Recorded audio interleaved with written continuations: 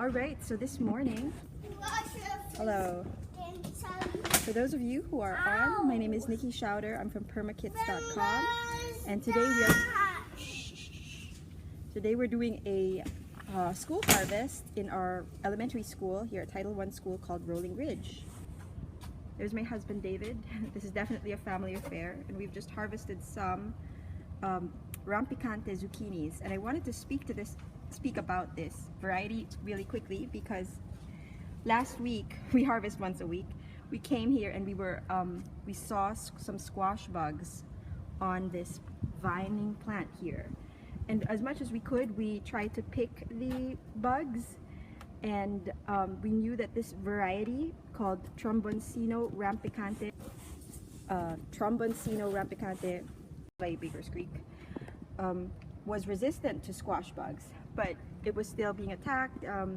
Leaves were getting brown, but we took as many of the squash bugs as we could, squash the squash bugs and their nymphs, and that was all we did. We didn't spray or anything, and we just kind of tidied it up and put it on the trellis, and this week it just came back to life again. So we just really like that variety, and yes, I got some books from the library of the school. Okay, thank you. And this are some of the other harvests we have today. Is beets, lots of Swiss chard, and lots of kale that we have. So once again, my name beets. Yes. Hello, M.I. Gardner. Are you M.I. Gardner? Thank you. So tell us where you're from. We are here in Northern Virginia, and we created, with the help of a lot of people, created this school garden, which we call our permaculture garden. And we are growing several things in it.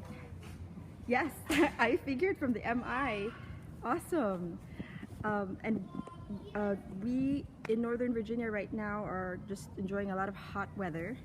So the tomatoes, and we try to grow heirloom varieties. This is an all-organic garden. Permaculture is beyond organic. And here are some of our tomatoes coming to, these are cherry tomatoes, but we have purple Cherokee as well. We try to take the heirloom varieties, and they're growing up a trellis, which is not very tidy.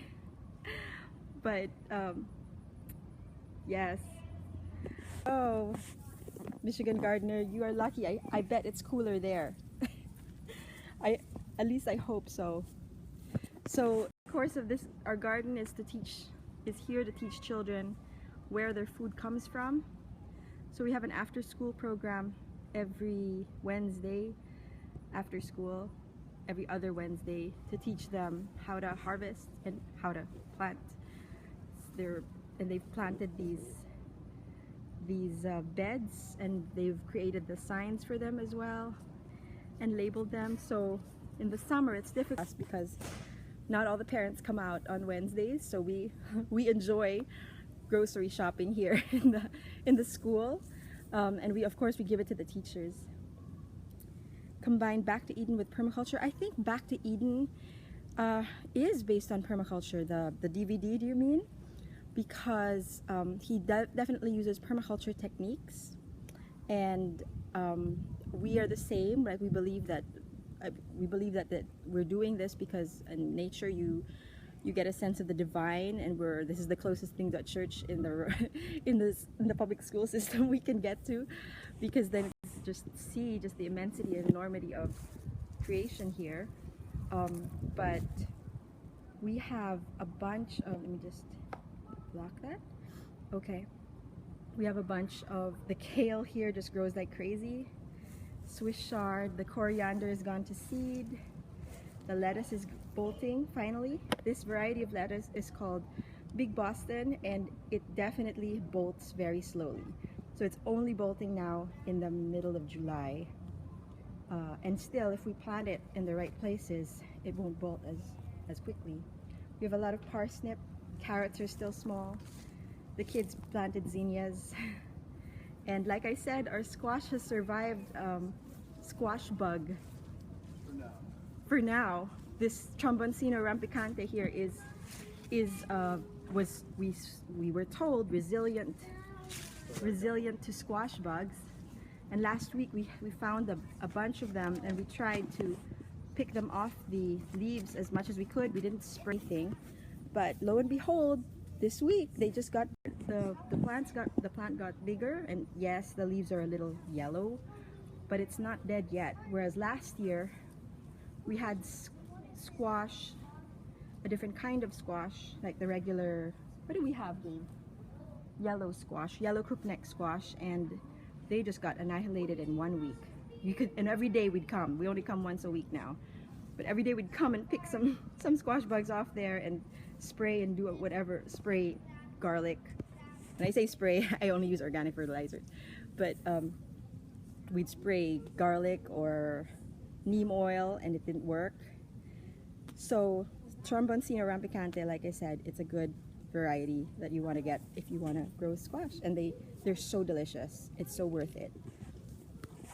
The only thing we're having trouble with this year is the Bermuda grass has encroached upon our swales and berms, and this is something we dug so that we don't have to water, and we haven't been watering, but it's been promoting grass growth a lot since there are lots of grass seeds here.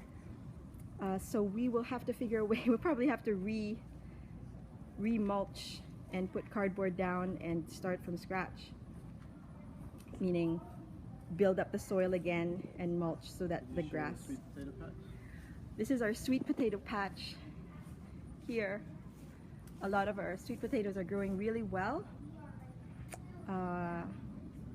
The kids planted this in the spring.